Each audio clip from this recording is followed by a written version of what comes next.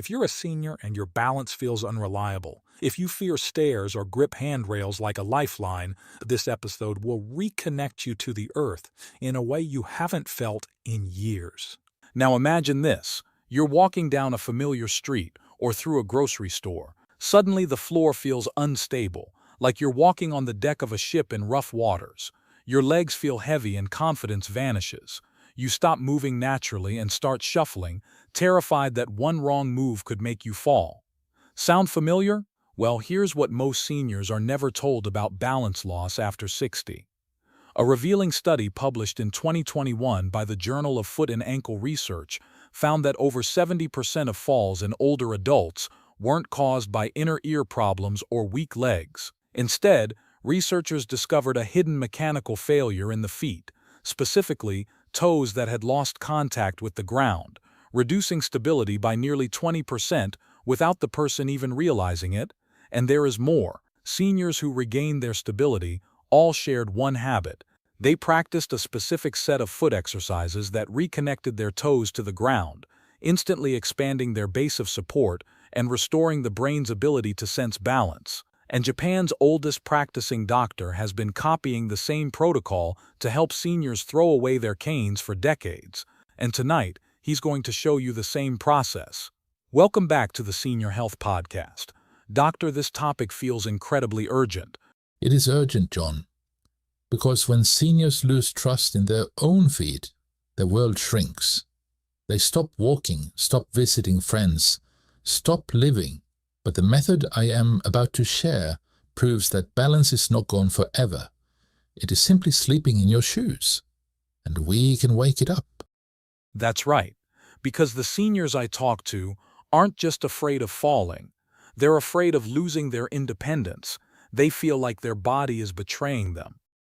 Exactly. That fear causes tension, which makes the problem worse. Tonight, we reverse that. We will reconnect your brain to the ground. We will relax the hidden tension in your feet, and you will feel the difference in your very first step. I'm ready, but before we start, I want everyone watching to participate. Pause the video right now and comment a 1 if you feel like your balance isn't what it used to be, and comment a 2 if you've ever had a fall because of it. Yes, please share. Because whether you are already using a cane or just feeling slightly unsure, the solution begins in the same place. For me, I've had patients say it feels like their feet are numb blocks of wood. So tell us, what is the plan for this session? In the next few minutes, I'll guide you through a complete balance restoration routine. We'll start with a 10-second visual test that reveals if your toes are floating. Then we'll use a simple towel exercise to wake up the foot's grasping muscles. I'll show you a specific stretch to release the tight tendons pulling your toes up, and we'll finish with a standing movement that teaches your brain to trust your feet again.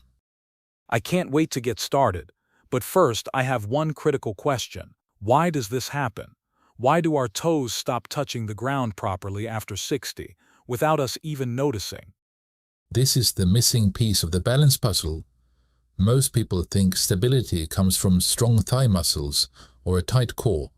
While those matter, your foot is the engineering masterpiece that actually keeps you upright.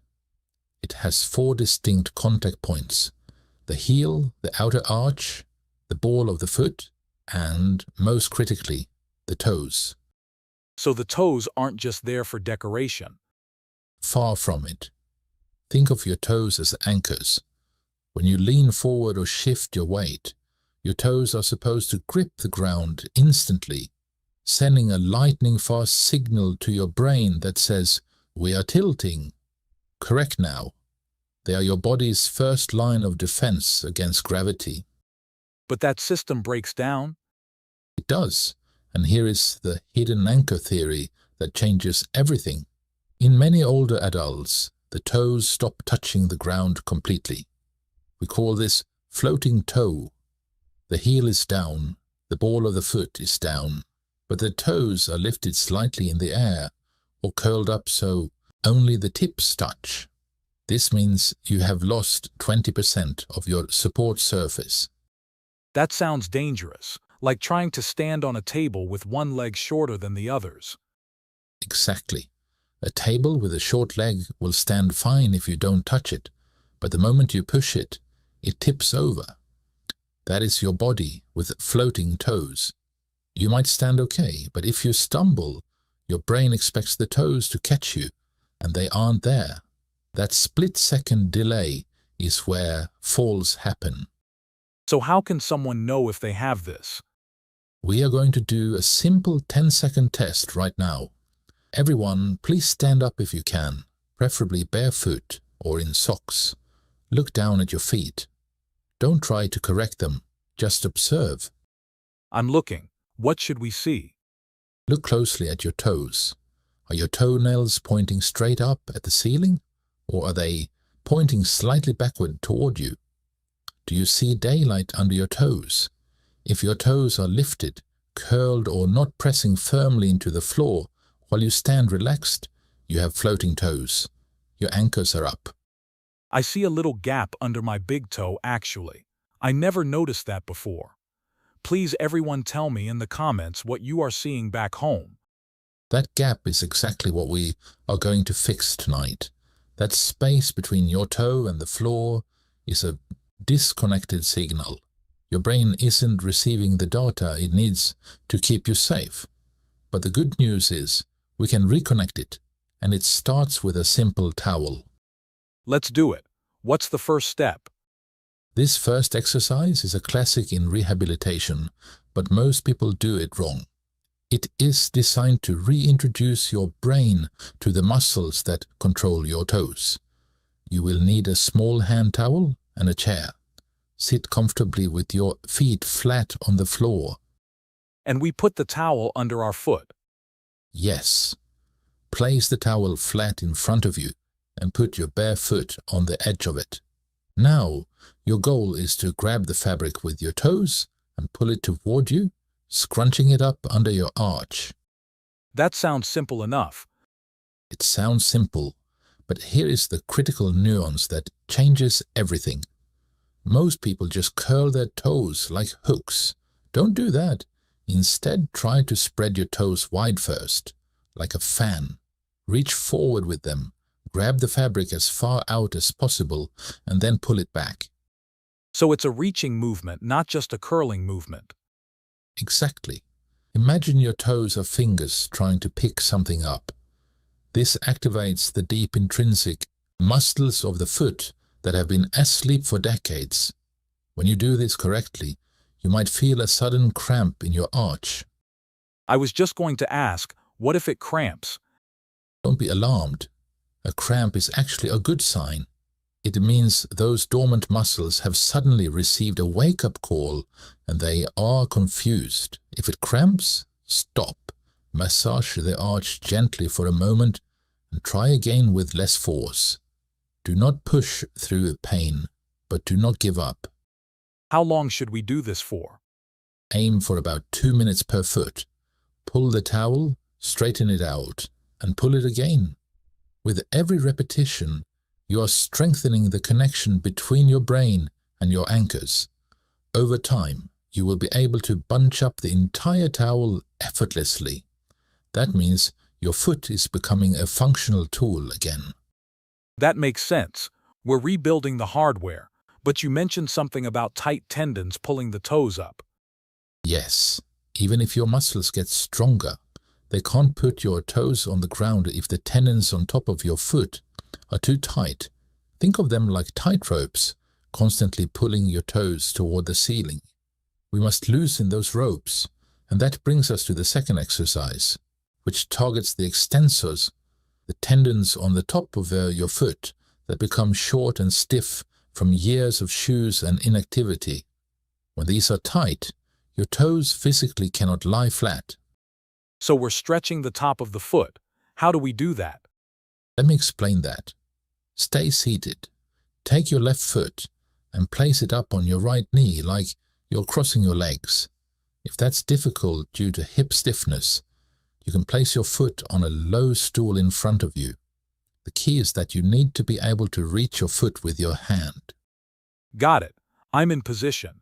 And to everyone doing these exercises with us right now, if it's going too fast, know you can slow down or pause the video. Always follow your own pace. Right.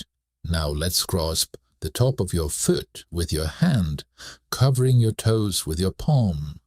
Very slowly and smoothly, pull your toes and foot down toward the sole, tucking them under.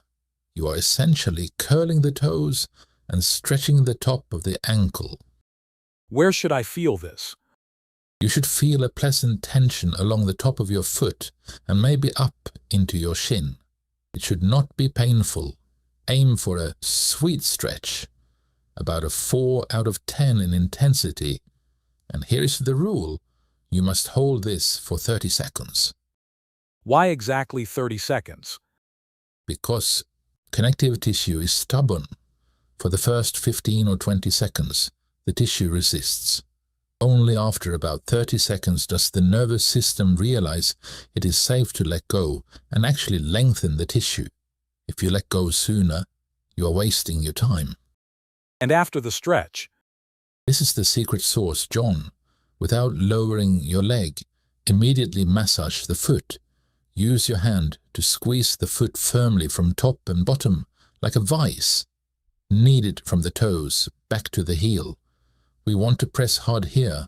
You are pushing blood into the tissues you just stretched and telling the brain, this is your new range of motion.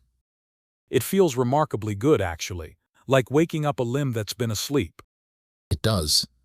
Now slowly lower that left foot to the floor and compare it to the right one. Does it feel flatter? Does it feel wider? It absolutely does. It feels like it's melting into the floor more than the other one. That is the sensation of a grounded anchor. Now repeat this on the right leg. Stretch for 30 seconds, then deep massage. This cycle, stretch plus massage, is powerful.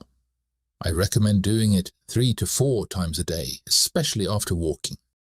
This is great for sitting, but we need to balance while standing. Is there a way to deepen this stretch using our body weight? Yes, and the next exercise takes it to a new level. It forces the toes to straighten out and accept load, which is critical for walking confidence. For this third exercise, we need a wall for safety. We are going to use your body weight to stretch the front of the ankle and toes much more deeply than your hand ever could. Okay, walk us through the setup. Please stand sideways to the wall, close enough so you can place your hand on it for total stability. Now, take the foot that is furthest from the wall, let's say your right foot, and reach it slightly behind you and flip your toes under so your toenails are touching the floor. Oh, I see. So we're tucking the toes under against the ground. Exactly. You are placing the dorsal top side of the toes on the floor.